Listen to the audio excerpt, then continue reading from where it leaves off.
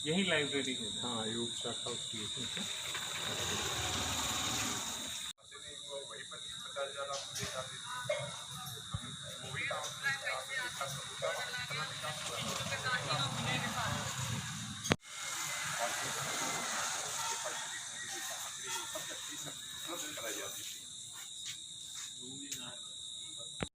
अच्छा उस समय उन्होंने 50,000 95 में दिए थे। अच्छा। बाद में फिर उनके यहाँ भी वही शुरू हो गया। खाली उन्होंने किताबें खरीद दिया थे, मतलब पैसा नहीं, किताबें भिजवा दिया था। और उसके बाद तो सर अपना परिचय दे दीजिए। मेरा नाम ठाकुर प्रसाद सिंह चौहान है। फतेहपुर जन्मभूमि है, ग्राम मोहार। और वहाँ से फिर कानपुर दृष्टिबाधित विद्यालय से पढ़ाई प्रारंभ करने के बाद PNST, Ramakrishna Mission higher secondary, Christ Church, TAB आदि विद्यालयों से मैंने M.Ed की परीक्षा उत्तीर्ण की। और उसके बाद जब मैं M.Ed कर ही रहा था तभी यहाँ राजकीय इंटर कॉलेज रायबरेली में नियुक्ति हो गई नागरिक शास्त्र प्रवक्ता के पद पर। और तब से यहाँ प्रवक्ता, उप प्रधानाचार्य, प्रधानाचार्य के रूप में कार्य करता रहा। और मार्च 31 मार्च को सेवानिवृत्ति यहीं से हो गई, इसी विद्यालय से। इसके साथ साथ कुछ सामाजिक कार्यों से आपका जो पारिवारिक स्थिति देखी जाए, स्टार्ट करते हैं घर से जी, तो ये जन्म से आप इस तरह के जो प्रॉब्लम समस्या से घिरे रहे या बाद में ये समस्या आपके सामने आई? 6 महीने की उम्र में माड़ा पड़ जाने के कारण पहले लोग गांव में ही दिखा देते थे। झोला छाप डॉक्टरों को दिखा दिया पिताजी ने, और उन्होंने कुछ ऐसी दवा डाली जिससे दोनों के लेंस निकल के बाहर गिर गए, जिसका कोई इलाज नहीं। लेंसेज जो अन्य हैं वो तो फैक्ट्रियों में बन जाते हैं, ये तो ईश्वर की ही फैक्ट्री में बनते हैं। तो उसके बाद फिर सामान्य रूप से चलता रहा 4-8 साल तक। फिर पिताजी को पता लगा, तब उन्होंने कानपुर, जहां हमने अभी आपको बताया था, दृष्टिबाधित विद्यालय में भर्ती कराया जी। और वहाँ से फिर प्राइमरी शिक्षा पूरी करने के बाद, प्राइमरी से ज़्यादा फिर विद्यालय थे नहीं उस समय, अब तो इंटरमीडिएट तक हैं। उसके बाद फिर इन्हीं सामान्य विद्यालयों में, चूँकि पढ़ना लिखना आ गया था, जो अध्यापक पढ़ाते थे उसको हम लिख लेते थे।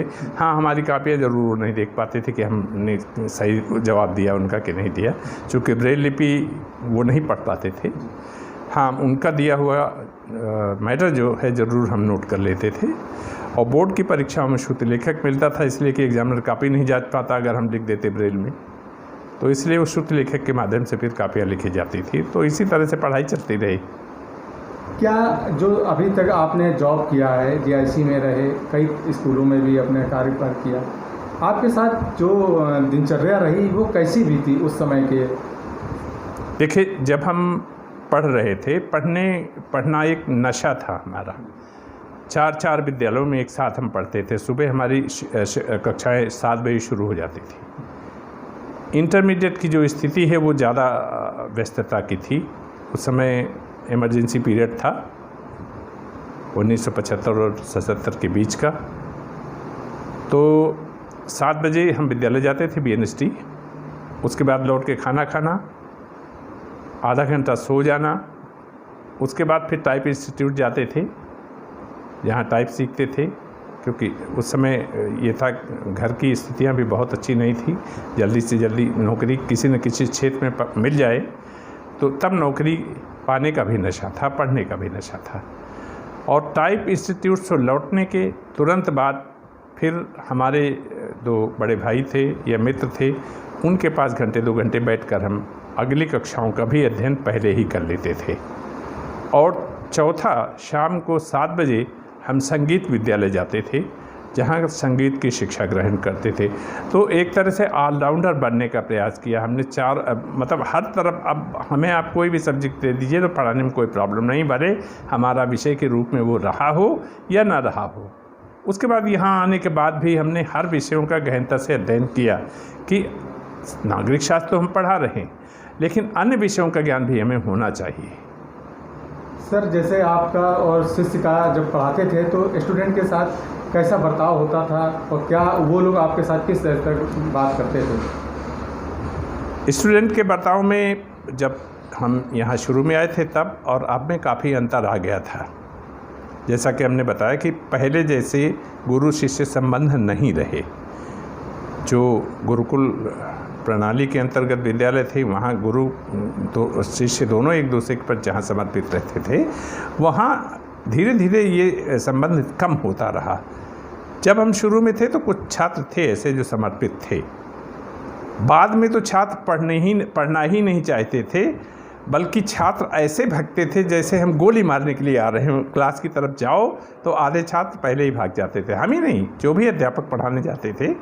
तो हम लोगों ने एक मुहावरा बनाया, आज भी वो चल रहा है, भाग मास्टर पढ़ा देगा। यानी जैसे सजा देने के लिए अध्यापक आ रहा हो। तो छात्र ये इस प्रवृत्ति के इधर हो गए हैं। इधर छात्र पढ़ना बिल्कुल नहीं चाहते। आप जानवरों की तरह घेर के क्लास में बैठा लीजिए। अधिकतर छात्रों की लाशें पड़ी रहती हैं कक्षा में, प्राण नहीं रहते, प्राण उनके रोड पे घूमते रहते हैं। तो ये कुछ व्यवस्थाएं ऐसी हमको करनी पड़ेंगी कि जैसे छात्र कक्षा में पूर्ण रूप से उपस्थित रहे, मानसिक दृष्टि से भी और शारीरिक दृष्टि से भी। शिक्षा क्या एक व्यवसाय बन गया है कि आपकी नज़रों में? हाँ, शिक्षा व्यवसाय तो बन गया है, इसमें तो कोई दो राय नहीं है। क्योंकि आप देख रहे हैं बिल्कुल साफ है, ट्यूशन्स पढ़ाए जा रहे हैं, अच्छे खासे पैसे ले रहे हैं। जितना उसको पारिश्रमिक विद्यालय में नहीं मिलता उससे ज़्यादा वो ट्यूशन में ले लेता है। अगर गणित या फिजिक्स केमिस्ट्री आदि के शिक्षक हैं, वो डॉक्टरों की तरह हो गया है। चाहे जितना प्रतिबंध लगाया जाए उस पर प्रतिबंध नहीं लग रहा। प्राइवेट विद्यालयों में अनाप शनाप फीसें ली जा रही हैं। तो व्यवसाय तो हो गया है। सरकारी और प्राइवेट में क्या अंतर देख रहे हैं आज की शिक्षा में? प्राइवेट विद्यालय में चूँकि उसको अर्निंग करनी है, इसलिए जो प्रबंध समिति है वो विशेष रूप से प्रयास करती है कि विद्यालय का परिणाम परीक्षा फल अच्छा रहे, विद्यालय में कार्य अच्छे ढंग से चलते रहे। दिखावा भी होता है और शिक्षकों पर थोड़ा नकेल कसी जाती है। लेकिन सरकारी विद्यालयों में अगर थोड़ा नकेल एक कस रहा है तो हमारे यहाँ का तो तंत्र आप जानते ही कि दरोगा ने गिरफ्तार किया, DYSP का या SP का फ़ोन आ गया कि उसको छोड़ दो तो छोड़ दिया गया। अगर हमने कहा कि नहीं फला व्यक्ति नहीं शिक्षण कार्य कर रहा है तो दूसरे ने कह दिया अरे साहब ये तो चलता है, तो अपने आदमी हैं, बड़े काम के हैं, छोड़ दिया गया। तो ये जो सरकारी विद्यालय हैं यहाँ शिथिलता ज़्यादा बढ़ती जाती है और इसीलिए आवश्यकता है कि इनमें कसने के लिए कुछ शिक्षा निरीक्षक होने चाहिए। प्रदेश की योगी सरकार हो या देश के प्रधानमंत्री मोदी जी हो, शिक्षा पर बड़ा ध्यान दे रहे हैं। आप क्या कहेंगे लोगों के बारे में? शिक्षा की पृष्ठभूमि पर तो जोर दिया जा रहा है, लेकिन आप देख रहे हैं कि प्राथमिक शिक्षा से लेकर उच्च शिक्षा तक विद्यालयों में आधे से अधिक पद खाली हैं। तो जब शिक्षक ही नहीं होगा तो आप सारी व्यवस्था करा के छोड़ दें, विद्यालय चमकता रहे, छात्र बैठे रहें, तो कैसे शिक्षा का उन्नयन हो सकता है? सबसे पहली आवश्यकता है कि उसको कर्मठ शिक्षित योग्य शिक्षक उपलब्ध कराए जाएं। खाली व्यवस्था करने से काम नहीं चलेगा। तो इसलिए जो व्यवस्था हम दे रहे हैं उस व्यवस्था का उस 1 करोड़ रुपए का जैसे उपयोग करने के लिए आपके पास संसाधन होने चाहिए, उसी तरह से शिक्षा में भी संसाधन भी होने चाहिए। केवल पैसा देने से ही या विद्यालय तैयार करा देने से या प्रयोगशालाएं बना देने से। और एक और बहुत बड़ी कमी है हमारे हर शिक्षा केंद्र पर, चाहे वो सरकारी हो चाहे प्राइवेट हो। आपने विद्यालयों का निरीक्षण किया होगा या करके और आगे भी देखिएगा, अनेक प्रकार की सुसज्जित प्रयोगशालाएं देखने को मिलेंगी। फिजिक्स की है, केमिस्ट्री की है और फला है टिका। कहीं आपको सांस्कृतिक प्रयोगशाला नहीं मिलेगी जो होनी चाहिए। और यही कारण है कि हमारी नैतिकता, हमारे नैतिक मूल्य और हमारी जो परंपराएं हैं वो समाप्त होती जा रही हैं। अभी किसी कक्षा में जाके आपसे बच्चे से नाम पूछिए, हो सकता है 7 दिन के नाम न बताए, तिथियां तो बता ही नहीं पाएगा कि कौन कौन सी तिथियां हैं। महीने तो 12 आपको बता ही नहीं सकता वो छात्र। तो हम भारतीय परंपराओं से भी दूर होते जा रहे हैं। हमारी शिक्षा का ये सबसे बड़ा दोष है। तो एक ऐसी व्यवस्था हो, एक ऐसे विषय के रूप में हो जो चाहे भारत की विकास यात्रा ही ले लें, जिसमें भारत की शिक्षा व्यवस्था की शुरुआती स्थिति को लेकर हम आज तक चलें, ताकि छात्र ये समझे कि हमारा देश प्राचीन काल में कैसा था, आज कैसा है। केवल सोने की चिड़िया या ये कहना कि हमारे देश में दूध घी की नदियाँ बहती थी, तो वो तो सोचते हैं पानी की जगह नदियाँ बहती होंगी। उनको ये नहीं पता है कि भारत समृद्ध था। तो इसलिए उसका ज्ञान कराने के लिए ये भारत विकास यात्रा जैसा कुछ विषय चलाना चाहिए, जिससे कि छात्रों को प्राचीन ज्ञान भी हो और आगे का भी हो। जैसे कि सर, लास्ट क्वेश्चन मेरा ये है कि शिक्षक दिवस मनाया जाता है, बड़ी पूरी तरह से मनाया जाता है, मगर क्या लग रहा है शिक्षक दिवस केवल एक दिखावा है या वाकई में अभी चल रहा है? अब शिक्षक दिवस एक परंपरा ही लग रही है, क्योंकि अब बहुत कुछ होता है तो किसी को पेन दे दिया गया, किसी को, तो ये औपचारिकता ही हैं, ये सब नहीं होता है। हमने भी कई बार कहा छात्रों से कि किसी अध्यापक को अगर देना हो तो अपनी बुराई दे दो और उस दिन से वो काम करना छोड़ दो। हर शिक्षक दिवस के दिन एक बुराई छोड़ दोगे तो अगर आगे तक पढ़ते पढ़ते 15-20 बुराइयाँ छोड़ दोगे तो सब अपने आप शिक्षित हो जाओगे, बिना शिक्षित किए हुए ही शिक्षित हो जाओगे। तो अब तो ये है कि शिक्षक दिवस मनाना है तो मनाना है। जैसे इसी बार मान लीजिए हमने स्वतंत्रता दिवस मनाया तो एक औपचारिकता हो गई, लेकिन वो मजबूरी थी। शिक्षक दिवस को तो हमें हर साल मनाना है। स्वतंत्रता दिवस हम उल्लास से अगले साल से मनाएंगे, लेकिन शिक्षक दिवस जिस रूप में हम मना रहे हैं वो नहीं। लगाव होना चाहिए शिक्षक के प्रति, छात्रों को प्रेरित नहीं करना चाहिए। हमको पुरस्कार मांगना नहीं चाहिए कि अध्यापकों को ये कर देना, फूल दे देना, पैर छू लेना, तो ये सब नहीं है। जब तक आंतरिक भावना उसके साथ नहीं जुड़ेगी छात्र की शिक्षक के साथ, तब तक शिक्षक दिवस का बहुत बड़ा महत्व नहीं है।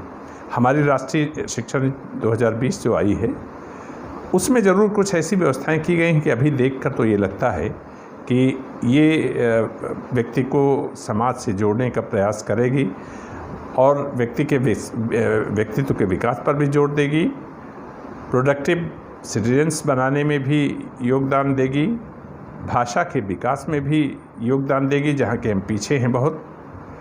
और ये सब व्यवस्थाएं लागू तब हो पाएंगी जब अच्छे शिक्षकों की नियुक्तियां भी की जाएंगी। क्या संदेश देंगे शिक्षक दिवस पे देश को? शिक्षक दिवस में सर्वप्रथम तो प्रदेश के सभी शिक्षकों को बहुत बहुत बधाई। और ये शिक्षक दिवस केवल भारत में ही नहीं, अन्य अलग अलग तारीखों में पूरे विश्व में मनाया जाता है, कभी कहीं कभी कहीं। तो इसलिए हम तो सर्वपल्ली डॉक्टर राधाकृष्णन के जन्मदिन को मनाते हैं। अन्य देशों में उनके अलग अलग कारण हैं। तो शिक्षक दिवस जो मनाया जाता है उसका जो मुख्य उद्देश्य है वो ये है कि छात्र शिक्षक संबंध गहरा हो, छात्रों को शिक्षक के बताए हुए मार्ग पर विभिन्न उदाहरणों के माध्यम से जो बताया जाता है उस पर चलने की आदत पड़े और शिक्षक के प्रति जो समर्पण की भावना है वो जागृत हो उसके अंदर। तो शिक्षकों को और छात्रों को दोनों को एक दूसरे के करीब आना चाहिए। शिक्षक द्वारा दिए गए ज्ञान के प्रति जीवन भर छात्र को आभारी होना चाहिए और शिक्षक को उसी तरह से अपने छात्र की प्रगति या सफलता पर प्रसन्न होना चाहिए जैसे वो अपने स्वयं के पुत्र के प्रति सफलता के प्रति होता है।